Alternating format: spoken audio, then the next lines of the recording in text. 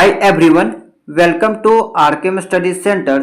तो teaching aptitude के class को कंटिन्यू करते हुए आज का हमारा टॉपिक है एप्टीट्यूड यानी कि अभिरुचि। देखिए, एप्टीट्यूड को ही हम लोग इंटरेस्ट के नाम से जानते हैं एंड कहीं कहीं आपको रुचि वर्ड भी दिखाई दे सकता है। ठीक है, तो दोनों चीज़ आपकी समान है। तो आज के इस क्लास में हम लोग इसके अर्थ को जानेंगे, कुछ महत्वपूर्ण विद्वानों के द्वारा जो इसका डिफिनेशन दिया गया है उसके बारे में जानेंगे, अभिरुचि की क्या क्या विशेषताएं हैं, कितने टाइप्स में बांटा गया है एंड इसका जो है वो क्या एजुकेशनल इम्पोर्टेंस है यानी कि शैक्षिक महत्व है।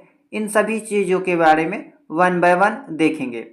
हम आपको बता दें, ये जो टॉपिक है आपका यूनिट 4 के अंतर्गत आता है। अगर आप ऑफिशियल सिलेबस को देखेंगे तो आपका यूनिट 4 में जो टॉपिक है वो है आपका शिक्षण अभिरुचि यानी कि टीचिंग एप्टीट्यूड एंड उसी के अंतर्गत आपका ये टॉपिक है। ठीक है, टीचिंग एप्टीट्यूड को समझने से पहले, पढ़ने से पहले आपको एप्टीट्यूड यानी कि अभिरुचि के बारे में मालूम होना चाहिए। तो आज का पूरा क्लास आपका इसी पे आधारित रहने वाला है। आपका यूनिट 3, यूनिट 1 एंड यूनिट 2 ये सब भी चीज़ें समाप्त हो चुकी थी। आई होप कि आपने इन सभी का क्लासेस देख लिया होगा। टीचिंग एप्टीट्यूड का प्लेलिस्ट बना दिया गया है, वहाँ से आप सभी क्लासेस को देख सकते हैं। तो चलिए अब बिना टाइम वेस्ट किए क्लास को स्टार्ट करते हैं। सबसे पहले समझते हैं कि अभिरुचि किसको कहते हैं, इसका अर्थ क्या होता है। तो हमेशा की तरह आपको मालूम होगा कि यहाँ पे आपको जो नोट्स प्रोवाइड कराया जाता है वह बहुत ही आसान शब्दों में रहता है, जिससे आप स्वयं एक बार में पढ़ के आसानी से समझ सकते हैं। तो देखिए, अभिरुचि क्या होता है। तो अभिरुचि का अर्थ है किसी व्यक्ति की किसी विशेष कार्य को कुशलता के साथ करने की क्षमता या योग्यता। यानी कि कोई व्यक्ति जो है किसी काम को बेहतरीन ढंग से कर रहा है, कुशलता के साथ कर रहा है, तो वो जो काम करने की क्षमता है या योग्यता है उसी को अभिरुचि कहेंगे। यह योग्यता जन्म से भी हो सकती है और अभ्यास या प्रशिक्षण के माध्यम से भी विकसित की जा सकती है। अब सेकेंड वाला पॉइंट से आपका ये चीज़ और भी अच्छे से क्लियर हो जाएगा। देखिए, अभिरुचि यानी कि इसी को हम लोग इंटरेस्ट के नाम से भी जानते हैं, जिसे सामान्य भाषा में रुचि भी कहा जाता है। व्यक्ति के व्यक्तित्व का यह एक महत्वपूर्ण पक्ष होता है। अभिरुचि का तात्पर्य हमारी पसंद से होता है। जिस वस्तु में हमारी रुचि होती है उसमें हमारा ध्यान जो है वो स्वाभाविक रूप से केंद्रित हो जाता है। स्वाभाविक रूप से जो है हमारा दिमाग, हमारा जो रुचि है उसके प्रति जो है वो ज़्यादा हो जाता है। तो आपने क्या समझा कि रुचि क्या है, कि हम लोगों को क्या होता है कि किसी काम के प्रति अगर रुचि है, इंटरेस्ट है, पसंद आ रहा है वो काम को करने में, तो हम लोग उस काम को बहुत ही अच्छे से बेहतरीन ढंग के साथ कुशलतापूर्वक जो है वो उसको करेंगे। ठीक है, तो यही आपका जो है वो अभिरुचि कहलाएगा।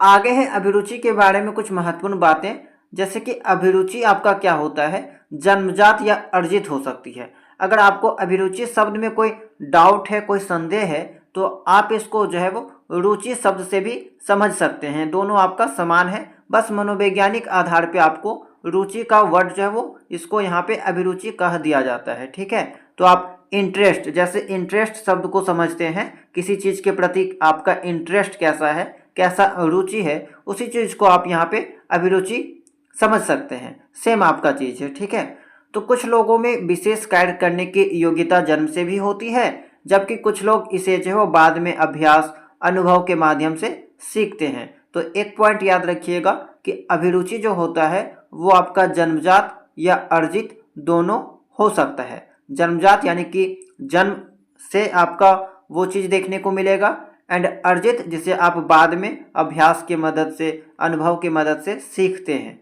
आगे है अभिरुचि गुणों का समूह होता है। इसमें व्यक्ति की क्षमताएं आ जाएगी, रुचियां आ जाएगी, बहुत सारे कौशल शामिल होते हैं जो उसे किसी क्षेत्र में कुशल बनाते हैं। ठीक है, तो ये 2 पॉइंट इंपॉर्टेंट है, इसको ध्यान में रखिएगा।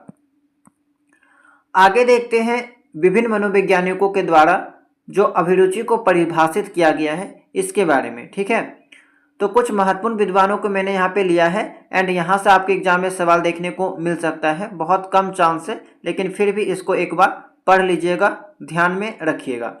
देखिए, यहाँ पे बकिंघम होगा, तो बकिंघम के अंतर्गत जो है वो यहाँ पे मतलब इन्होंने जो है कहा है अभिरुचि के बारे में कि अभिरुचि वह योग्यता है जिससे व्यक्ति प्रशिक्षण के बाद किसी विषय में ज्ञान, दक्षता या प्रतिक्रिया सीखता है। ठीक है, इनका कहना है कि अभिरुचि एक तरह का एबिलिटी है, योग्यता है, जिससे क्या होगा कि व्यक्ति जो है वो ट्रेनिंग के बाद, शिक्षण के बाद, ये प्रशिक्षण के बाद किसी विषय में ज्ञान सीखेगा, प्रतिक्रिया देगा, ये सब चीज़ें जो है वो सीखता है। तो यहाँ पे देखिए स्टेटमेंट जो दिया गया है विद्वान के द्वारा, आपको एज इट इज याद करना है, क्योंकि ये आपको एज इट इज देखने को मिलेगा। ठीक है, एक तरह से ये आपका स्टेटमेंट हो गया जो कि विभिन्न विद्वानों के द्वारा दिया गया है। आगे है फ्रीमैन। तो इनका कहना है कि यह प्रशिक्षण द्वारा प्राप्त ज्ञान, कौशल और प्रतिक्रियाओं का संगठित रूप है, जैसे भाषा सीखना हो गया, संगीत बजाना हो गया या मशीन का संचालन हो गया। तो ये कहना किसका है? फ्रीमैन का, कि प्रशिक्षण, यह जो है वो प्रशिक्षण द्वारा प्राप्त ज्ञान, कौशल और प्रतिक्रियाओं का संगठित रूप है। किसके बारे में कहा गया है? तो अभिरुचि के बारे में। अगला है आपका स्किनर। स्किनर जी का कहना है कि स्किनर के अनुसार अभिरुचि में विशेष कौशल आ जाता है, ज्ञान और रुचियां शामिल है। नेक्स्ट है आपका जेम्स ड्रेवर। ये सब इंपॉर्टेंट है आपका। जेम्स ड्रेवर, इनका कहना है कि अभिरुचि किसी प्रवृत्ति का क्रियात्मक रूप है। कहने का मतलब कि हमारे अंदर जो स्वाभाविक रुचि होती है वह किसी न किसी कार्य के रूप में प्रकट होती रहती है। एंड ये बात आपका जेम्स ड्रेवर का कहना है। आगे है जॉन डीवी। तो इनका कहना है कि क्रिया द्वारा स्वयं में किसी वस्तु को आत्मसात करने का प्रयत्न ही अभिरुचि है। कहने का मतलब है कि जब कोई व्यक्ति किसी चीज को समझने लगता है, अपनाने लगता है, ठीक है, सक्रिय रूप से उसको करने में प्रयास करता है, तो वह उसके अभिरुचि का संकेत करता है। ठीक है, यानी कि जब कोई व्यक्ति किसी चीजों को समझेगा, अपनाएगा, तो वह उसका रुचि को इंडिकेट करेगा। तो इतना बातें आई होप कि आपको समझ में आई होगी। हालांकि ये चीजें आपको स्टेटमेंट जितना भी रहता है उसको एज इट इज याद करना पड़ता है। ठीक है, तो आप लोग इसको बस ध्यान में रखिएगा ताकि एमसीक्यू प्रश्न अगर मिल जाए तो आप आसानी से टिक कर सकते हैं। अब आगे देखते हैं अभिरुचि की विशेषताएं। तो देखिए अभिरुचि की विशेषताएं क्या है, तो इसके बारे में मैंने आपको पहले भी बताया कि अभिरुचि आपका जन्मजात तो होता ही है, साथ ही आपका अर्जित भी होता है। नेक्स्ट है, यह व्यक्ति के व्यक्तित्व का एक आवश्यक अंग होता है। देखिए यहाँ पे मैंने विशेषताओं को शॉर्ट में लिखा है, 1 स्लाइड में, 1 पेज में। आगे हम लोग इसी चीज को डिटेल में डिस्कस करेंगे। ठीक है, तो अगर आपको यहाँ पे रिवीजन करना होता है तो आप बस इस चीज को देख के रिवीजन कर सकते हैं, लेकिन यहाँ पे हम 1 बाय 1 सभी चीजों को डिस्कस करेंगे। ठीक है, तो चलिए पहले डिस्कस करते हैं, उसके बाद ये समरी के फॉर्म में आप इसको याद रख सकते हैं। देखिए पहला है आपका जन्मजात और अर्जित, यानी कि आपका जो यहाँ पे अभी रुचि है वो आपका जन्मजात और अर्जित भी हो सकता है। एग्जाम्पल से समझिए।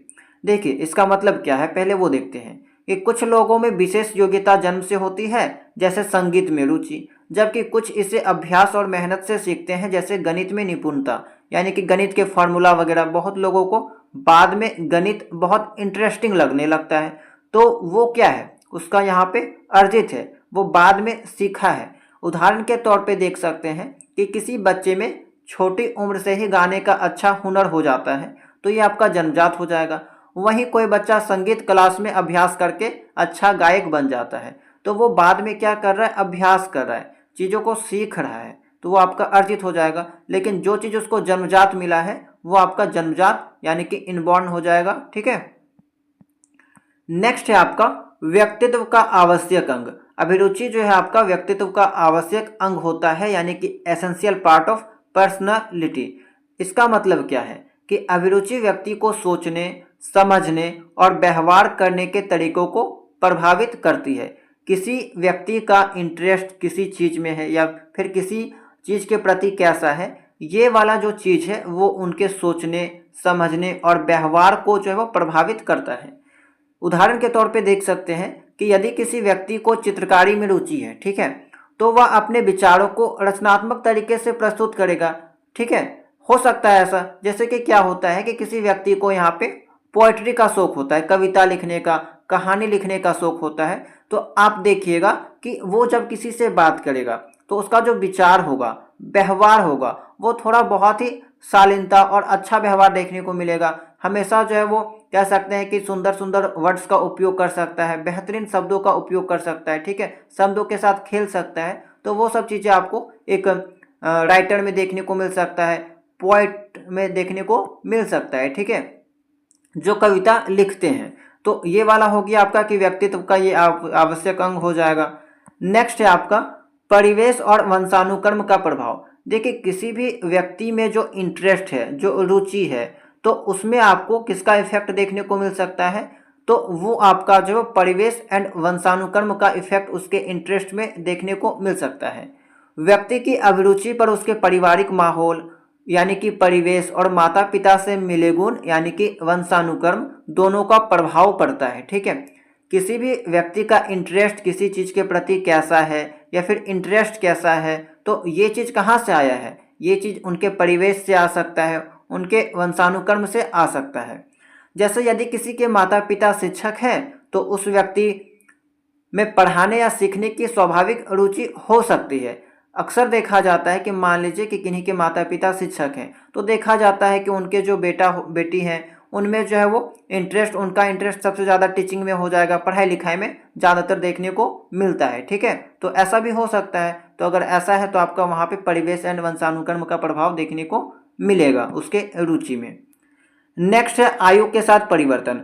व्यक्ति का जो रुचि होता है, इंटरेस्ट होता है, वो एज के साथ परिवर्तन होता रहता है। जैसे जैसे व्यक्ति बड़ा होता है उसकी अभिरुचियाँ भी बदलती जाती है। बचपन में खेलों में रुचि रखने वाला बच्चा बड़ा होकर विज्ञान या कला में अधिक रुचि लेने लग जाता है। तो ये आप समझ सकते हैं। आगे है व्यावसायिक और अव्यावसायिक अभिरुचियाँ। व्यावसायिक और अव्यावसायिक अभिरुचियाँ यानी कि व्यक्ति में नौकरी या पेशे से जुड़ी अभिरुचियाँ, जैसे कि डॉक्टर हो गया, इंजीनियर हो गया, और व्यक्तिगत रुचियाँ जैसे कि कोई फोटोग्राफी करने का शौक है, दोनों हो सकती है।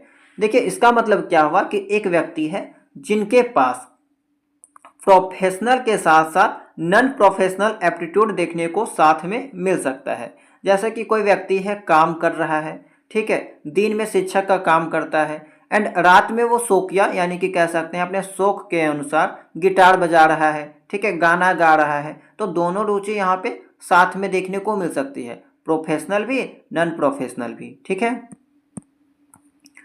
आगे है आपका वस्तुपरक मापन कठिन, यानी कि अभिरुचि को सटीक रूप से मापा नहीं जा सकता क्योंकि यह व्यक्ति की भावनाओं और पसंद पर आधारित होती है।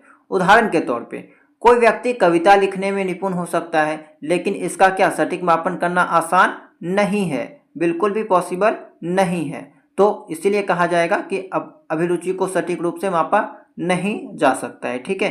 तो ये आपके कुछ महत्वपूर्ण विशेषताएं थी। अब हम लोग आगे देखते हैं अभिरुचि के प्रकार यानी कि टाइप्स ऑफ एप्टीट्यूड के बारे में, ठीक है, एप्टीट्यूड के बारे में। देखिए एप्टीट्यूड अलग चीज़ होता है, एटीट्यूड अलग चीज़ होता है। नेक्स्ट क्लास में हम लोग एटीट्यूड के बारे में बात करेंगे। तो फिलहाल हम लोग एप्टीट्यूड यानी कि इंटरेस्ट के बारे में बात कर रहे हैं। देखिए अभिरुचि का अर्थ होता है किसी काम को करने में रुचि या पसंद। यह रुचि अलग अलग प्रकार की हो सकती है जिसे निम्न प्रकार से समझा जा सकता है। वन बाय वन सभी टाइप्स को देखते हैं। पहला है आपका जन्मजात अभिरुचि।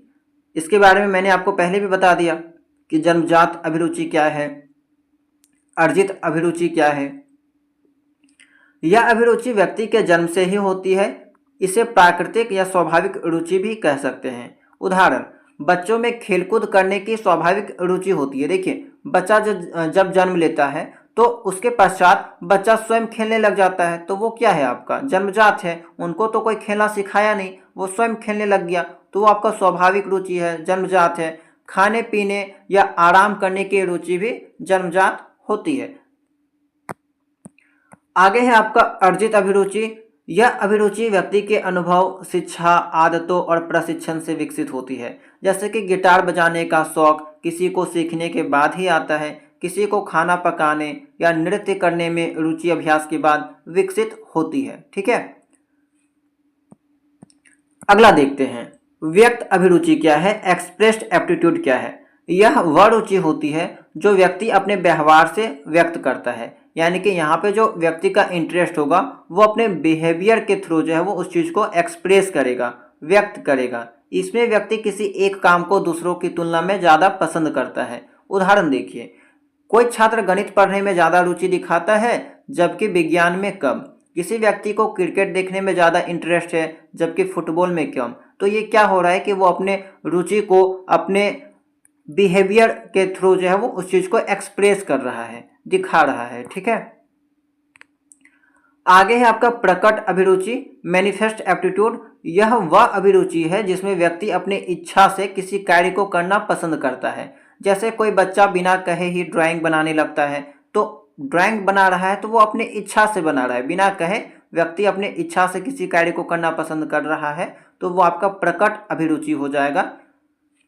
कोई व्यक्ति खाली समय में किताबें पढ़ना पसंद करता है क्योंकि उसे ज्ञान अर्जन करने में रुचि है। पांचवा है आपका आविष्कारात्मक अभिरुचि। ठीक है, यह अभिरुचि व्यक्ति के किसी नए प्रयोग या खोज करने में होती है। इसका ज्ञान अक्सर तभी होता है जब व्यक्ति किसी रचनात्मक कार्य में जुट जाता है। उदाहरण देखिए, थॉमस एडिसन को बल्ब का आविष्कार करते समय विज्ञान के प्रति अपनी रुचि को पता चला। तो यहाँ पे क्या हो रहा है कि पहले प्रयोग या खोज किया जा रहा है एंड उसके बाद उसको पता चल रहा है कि उनके पास भी इस तरह का रुचि है। ठीक है, आगे है कोई बच्चा नए नए खिलौने जोड़कर कुछ नया बनाता है, इससे उसकी आविष्कारिक रुचि प्रकट होती है। तो यहाँ पे क्या किया जा रहा है कि कोई भी व्यक्ति पहले नया प्रयोग कर रहा है, कोई चीज़ को खोज कर रहा है एंड उस चीज़ को करते करते उनको पता चलता है कि उनका रुचि जो है वो उसके ऊपर है। तो ये आपका हो जाएगा आविष्कारात्मक अभिरुचि। ठीक है, लास्ट टाइप है आपका परीक्षित अभिरुचि, यानी कि टेस्टेड एप्टीट्यूड। यह अभिरुचि वैज्ञानिक परीक्षणों, प्रश्नावली और मापदंडों के आधार पर जानी जाती है। एग्जाम्पल से समझिए, किसी छात्र के संगीत में रुचि जानने के लिए उसे एक विशेष संगीत परीक्षण दिया जाता है। तो यहाँ पे टेस्ट के माध्यम से, ठीक है, परीक्षण के माध्यम से किसी व्यक्ति के रुचि को जाना जाता है। किसी व्यक्ति के तकनीक कौशल का पता लगाने के लिए एप्टीट्यूड टेस्ट लिया जाता है। ठीक है, तो यहाँ पे टेस्ट के माध्यम से किसी व्यक्ति का रुचि जो है वो जाना जाता है। अब देखिए, जितना भी टाइप्स हमने आपको बताया उसका समरी देख लीजिए। मैंने पहले आपको कैरेक्टरिस्टिक्स का समरी भी फर्स्ट पेज में दिखा दिया था। उसके बाद जितना भी टाइप्स मैंने आपको बताया उसका समरी देख लीजिए, ताकि आप जो है वो चीज़ों को आसानी से याद रख सकते हैं एंड इसका जो है वो शॉर्ट नोट्स बनाने में आपको काम आएगा। जैसे कि जन्मजात अभिरुचि स्वाभाविक अभिरुचि है, जैसे खेलना, खाना पीना। अर्जित अभिरुचि क्या है, जो अनुभव और शिक्षा से विकसित होता है। व्यक्त अभिरुचि व्यवहार से व्यक्त होता है। प्रकट अभिरुचि स्वतः बिना किसी के कहने से व्यक्त हो जाएगा। आविष्कारात्मक अभिरुचि क्या है, जिसमें आपको रचनात्मकता दिखाई देती है, किसी चीज़ के प्रति जो है वो क्रिएटिविटी आप करते हैं। परीक्षित अभिरुचि क्या है, तो परीक्षण द्वारा पहचानी गई रुचि आपका परीक्षित अभिरुचि कहलाएगी। ठीक है, तो ये आपका 6 टाइप्स था। इससे आपका जो है वो यहाँ पे शॉर्ट नोट्स बना सकते हैं, आसानी से चीज़ों को याद रख सकते हैं। ठीक है, लास्ट टॉपिक देखते हैं आज का क्लास का, अभिरुचियों का शैक्षिक महत्व क्या है, यानी कि शिक्षा में आपका जो है इंटरेस्ट का या फिर रुचि का क्या महत्व है। तो देखिए, रुचि आपको सीखने में सहायक होती है, किसी भी चीज़ को सीखने में सहायक होती है। विद्यार्थी जिन विषयों में रुचि रखते हैं उन्हें वे जल्दी और अच्छे से समझते हैं और इससे उनकी पढ़ाई में सुधार होता है। इसके अलावा प्रेरणा प्रदान करती है। अभिरुचि वाले विषयों को पढ़ने में विद्यार्थियों को आनंद आता है, जिससे वे अधिक मेहनत करने के लिए प्रेरित होते हैं। आगे है क्रिएटिविटी को बढ़ावा देती है। अभिरुचि के अनुसार कार्य करने पर विद्यार्थी नए विचार और समाधान निकालने में सक्षम होते हैं। जाहिर सी बात है, व्यक्ति को जिस किसी में इंटरेस्ट होगा उसके प्रति वो ज़्यादा क्रिएटिविटी दिखाएगा, ज़्यादा खोजबीन करेगा, ज़्यादा चीज़ें सीखने की प्रयास करेगा। आजीवन सीखने में सहायता, जिन विषयों में विद्यार्थियों की रुचि होती है वे उन्हें स्कूल के बाद भी सीखने का प्रयास करते हैं, जिससे उनका ज्ञान बढ़ता रहता है। आगे है व्यावसायिक मार्गदर्शन। विद्यार्थी की अभिरुचि को पहचानकर उसे सही विषय और करियर के चयन में सहायता की जा सकती है। तो यहाँ पे इंटरेस्ट का शैक्षिक महत्व क्या हुआ, देखिए ये बहुत इंपॉर्टेंट है कि किसी के व्यक्ति के इंटरेस्ट को जानकर, किसी बच्चे के विद्यार्थी के इंटरेस्ट को जानकर उनको करियर गाइडेंस दिया जा सकता है। तो ये भी आपका इम्पोर्टेंस है। आगे है मानसिक संतुलन बनाए रखती है। ठीक है, रुचिकर कार्य करने पर विद्यार्थियों का तनाव कम हो जाता है और वे अधिक खुश रहते हैं। तो देखिए, बच्चे को जिस किसी में इंटरेस्ट है, जिस चीज़ में इंटरेस्ट है, उसको करने में वो तनाव नहीं करेगा, वो टेंशन नहीं लेगा, बहुत ही इंजॉयमेंट के साथ, आसानी के साथ जो वो चीज़ों को करेगा। ठीक है, तो यहाँ पे तनाव भी कम हो जाएगा। ठीक है, तो ये आपका आज की क्लास का लास्ट टॉपिक था। अब हम लोग जो है वो जितना भी चीज़ें आपने पढ़ा उसका इम्पॉर्टेंट एमसीक्यू के फॉर्म में प्रश्न को देखते हैं। ठीक है, ताकि आपका रिवीजन भी हो जाएगा एंड इम्पॉर्टेंट प्रश्न भी रेडी हो जाएगा। अच्छा, यहाँ पे एक थोड़ा सा ये भी समझ लीजिए, समरी में आपका सभी चीज़ों का मैं समरी बताते हुए चल रहा हूँ, तो इसका भी समरी आप समझ लीजिए कि शैक्षिक महत्व का। यदि किसी विद्यार्थी को गणित में रुचि है तो वह गणित के सवालों को हल करने में अधिक समय देगा और उसमें लगातार वो सुधार करेगा, यानी कि ज़्यादा से ज़्यादा चीज़ों को सीखने का प्रयास करेगा। वहीं यदि किसी को कला में रुचि है तो वह चित्रकारी, डिजाइनिंग आदि में बेहतर प्रदर्शन करेगा। इसीलिए शिक्षा में विद्यार्थियों की अभिरुचियों को पहचान कर उन्हें उचित मार्गदर्शन देना आवश्यक है, ताकि वे अपनी क्षमता का पूरा उपयोग कर सकते हैं। तो यही बात कही गई है कि शिक्षा में आपका जो है अभिरुचि का क्या महत्व है, तो उनको जो है वो करियर गाइडेंस दिया जा सकता है, उचित मार्गदर्शन किया जा सकता है। ठीक है, अब चलते हैं प्रश्न की ओर। पहला सवाल है आपका, किसी एक क्षेत्र में के समूह में व्यक्ति की कार्य कुशलता के विशिष्ट योग्यता या विशिष्ट क्षमता कहलाती है। तो किसी एक क्षेत्र के समूह में व्यक्ति की कार्य कुशलता, कितने कुशलता के साथ, कितने बेहतरीन ढंग से वो काम कर रहा है, उसकी विशिष्ट योग्यता क्या है उस काम के प्रति, विशिष्ट क्षमता क्या है, तो उसको हम लोग क्या कहेंगे, अभिरुचि कहेंगे, यानी कि इंटरेस्ट कहेंगे। ठीक है, अगला सवाल है, अर्जित अभिरुचि किस प्रकार उत्पन्न हो सकती है। तो ज्ञान से, प्रशिक्षण से हो सकती है, भाव से हो सकती है, इमोशन से हो सकती है। ये आपका ये सभी करेक्ट हो जाएगा। आगे है, यदि कोई बालक किसी खेल में अधिक रुचि लेता है तो वह किस अभिरुचि का उदाहरण होगा। तो वो आपका व्यक्त अभिरुचि हो जाएगा। ठीक है, ऑप्शन नंबर ए सही हो जाएगा। नेक्स्ट है, छात्रों में अभिरुचि जागृत करने के लिए एक शिक्षक को किसकी जानकारी होनी आवश्यक है। तो छात्रों में अभिरुचि जागृत करने के लिए एक शिक्षक को किसकी जानकारी होनी आवश्यक है। छात्र की शारीरिक स्वास्थ्य की, बिल्कुल सही बात है, मानसिक स्वास्थ्य की, मनोदशा की, उपरोक्त सभी। तो उपरोक्त सभी यहाँ पे करेक्ट हो जाएगा। सभी चीज़ों के बारे में टीचर को मालूम होना चाहिए। नेक्स्ट है, शिक्षण अभिरुचि में क्या होना चाहिए, क्षमता, कुशलता, रुचि, ये सभी आपका सही हो जाएगा। शिक्षण अभिरुचि, टीचिंग एप्टीट्यूड में आपका ये तीनों होना चाहिए। आगे है आपका, एक शिक्षक द्वारा छात्रों की अभिरुचि को जागृत करने के लिए क्या करना चाहिए। छात्रों की अभिरुचि का मापन किया जा सकता है, मित्रवत व्यवहार रखना चाहिए, बिल्कुल, ए व बी दोनों, बच्चों की इच्छा पर शिक्षा। तो आपका बेटर ऑप्शन हो जाएगा ऑप्शन नंबर सी, ए व बी दोनों आपका जो है वो होना चाहिए। आगे है, अभिरुचि किसे कहते हैं। किसी व्यक्ति की रुचि या झुकाव, किसी व्यक्ति की योग्यता, किसी व्यक्ति की प्रतिभा, किसी व्यक्ति का व्यवहार। तो किसी व्यक्ति की रुचि या झुकाव को ही हम लोग अभिरुचि के नाम से यहाँ पे जानते हैं मनोवैज्ञानिक में। ठीक है, मनोविज्ञान में। नेक्स्ट सवाल है आपका, अभिरुचि का अर्थ किसने दिया है। किसी प्रवृत्ति का क्रियात्मक रूप। तो ये बात किसके द्वारा कही गई थी, तो जेम्स ड्रेवर के द्वारा कही गई थी। ठीक है, अगला सवाल है आपका, क्रिया द्वारा स्वयं में किसी वस्तु को आत्मसात करने का प्रयत्न ही अभिरुचि है। यह परिभाषा किसने दी है। तो ये आपका जॉन डेवी का कहना था। ठीक है,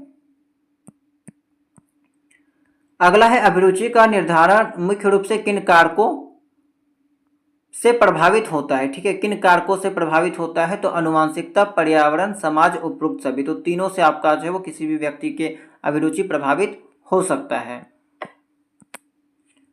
अगला सवाल है, जन्मजात अभिरुचि किसे कहते हैं। तो जन्मजात अभिरुचि जो है वो व्यवहार द्वारा अर्जित अभिरुचि।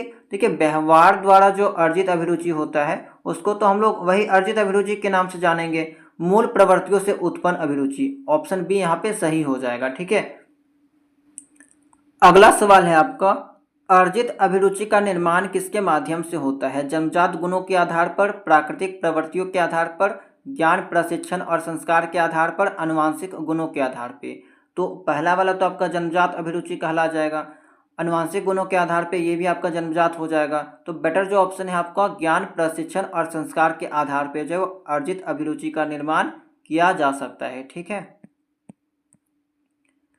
आगे है प्रकट अभिरुचि किस प्रकार की होती है? जिसे व्यक्ति व्यक्त नहीं करता, जिसे व्यक्ति अपने व्यवहार में प्रदर्शित करता है, जिसमें केवल शिक्षण के माध्यम से सीखा जाता है, जिसमें रुचि का कोई आधार नहीं होता। तो प्रकट अभिरुचि के बारे में मैंने आपको बताया था कि वह अभिरुचि जो व्यवहार के द्वारा प्रदर्शित होता है। ठीक है, तो ऑप्शन नंबर बी यहाँ पे सही हो जाएगा। आगे है आविष्कारात्मक अभिरुचि किससे संबंधित है? तो आविष्कारात्मक जो अभिरुचि है वो आपका अनुसंधान और नवाचार से संबंधित होता है। ठीक है, नेक्स्ट है शैक्षिक क्षेत्र में अभिरुचि का मुख्य उद्देश्य क्या है? यानी कि शिक्षा क्षेत्र में जो है वो अभिरुचि का मुख्य उद्देश्य या महत्व क्या है? तो विद्यार्थियों को सामाजिक कौशल सिखाना, विद्यार्थियों की रुचि को पहचान कर उन्हें उपयुक्त क्षेत्र में मार्गदर्शन देना। बिल्कुल सही बात है, इसके बारे में मैंने आपको जिक्र भी किया था। आगे है विद्यार्थियों को अनुशासन में रखना, केवल ज्ञान प्रदान करना। तो ये तो ऐसे है नेगेटिव हो जाएगा, आपका ऑप्शन नंबर बी करेक्ट हो जाएगा। अभिरुचि किस प्रकार के शिक्षण में सर्वाधिक सहायक होती है? रचनात्मक शिक्षण, मौखिक शिक्षण, अनुकरणीय शिक्षण, पारंपरिक शिक्षण। तो अभिरुचि जो है वो रचनात्मक शिक्षण में यहाँ पे सहायक होती है। यानी कि अगर किसी भी व्यक्ति का किसी चीज़ के प्रति इंटरेस्ट है तो वो उसमें क्या है कि क्रिएटिविटी दिखाएगा। ठीक है, नए नए चीज़ों को खोज कर सकता है, रचनात्मकता दिखा सकता है। अभिरुचि सूची के माध्यम से किस प्रकार की जानकारी प्राप्त की जाती है? अभिरुचि सूची क्या है? तो देखिए, अभिरुचि को मापने का एक कह सकते हैं तकनीक है, या फिर इसी को मापने का एक तरीका है अभिरुचि सूची। ठीक है, तो इस किस प्रकार की जानकारी प्राप्त की जाती है? तो विद्यार्थियों के व्यक्तिगत गुणों की, मानसिक क्षमता की, पसंद व नापसंद की। तो ये वाला आपका सही हो जाएगा, विद्यार्थी की पसंद व नापसंद की यहाँ पे जो है वो जानकारी प्राप्त की जाएगी। किसके द्वारा? अभिरुचि सूची के द्वारा।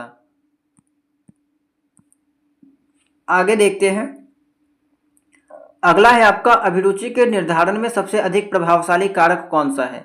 तो अभिरुचि के निर्धारण में सबसे अधिक प्रभावशाली कारक कौन सा है? तो आपका यहाँ पे जवाब हो जाएगा उपरोक्त सभी, यानी कि शिक्षण तकनीक भी, विद्यालय का वातावरण भी, माता पिता के व्यवहार भी। तो आपका यहाँ पे करेक्ट हो जाएगा ऑप्शन डी। नेक्स्ट सवाल है आपका, अभिरुचि के शैक्षिक महत्व का प्रमुख उद्देश्य क्या है? ठीक है, अभिरुचि के शैक्षिक महत्व का प्रमुख उद्देश्य क्या है? तो विद्यार्थियों के व्यक्तित्व का विकास, विद्यार्थियों के आत्मविश्वास का विकास, विद्यार्थियों के विशिष्टता का विकास, उपरोक्त सभी। तो उपरोक्त सभी सही हो जाएगा। आज के क्लास का लास्ट सवाल है आपका ये, एंड हमेशा की तरह ये आपका होमवर्क हो गया, एंड इसका जवाब आपको कमेंट सेक्शन में देना है। ठीक है, एंड आज का क्लास आपको कैसा लगा कमेंट सेक्शन में ज़रूर बताइएगा। देखिए, सवाल क्या है कि शिक्षण में अभिरुचि का महत्व क्या है? या विद्यार्थियों को अधिक अनुशासित बनाती है, या विद्यार्थियों को उनकी पसंद के अनुसार क्षेत्र चुनने में सहायता करती है, या शिक्षकों को विद्यार्थियों पर नियंत्रित रखने में सहायता करती है, या केवल प्राथमिक शिक्षा के लिए उपयुक्त होती है? तो इसका जवाब आप लोग कमेंट सेक्शन में ज़रूर दीजिएगा। ठीक है, तो आपका यूनिट जो 4 है आपका टोटल 3 से 4 क्लास में समाप्त हो जाएगी। ठीक है, ज़्यादा बड़ा यूनिट आपका नहीं है, 3 से 4 क्लास में आपका समाप्त हो जाएगा। ये आपका पहला क्लास हो चुका है, और हो सकता है आपका 2 या 3 क्लास आएगा, उसके बाद आपका यूनिट 4 भी समाप्त हो जाएगा। तो आई होप कि आपको जितना भी चीज़ें बताई गई वो सभी चीज़ें समझ में आई होगी। एक बार आप अगर इस नोट्स को पढ़ लेते हैं तो आपको जो है वो और भी चीज़ें अच्छे से क्लियर हो जाएगी। एंड एग्ज़ाम से पहले आपको जो है वो इस नोट्स को पढ़ लेना है, ताकि आप जो है वो बेहतरीन अच्छे से तैयारी कर सकते हैं। ठीक है, तो चलिए मिलते हैं हम लोग नेक्स्ट क्लास में नए टॉपिक के साथ।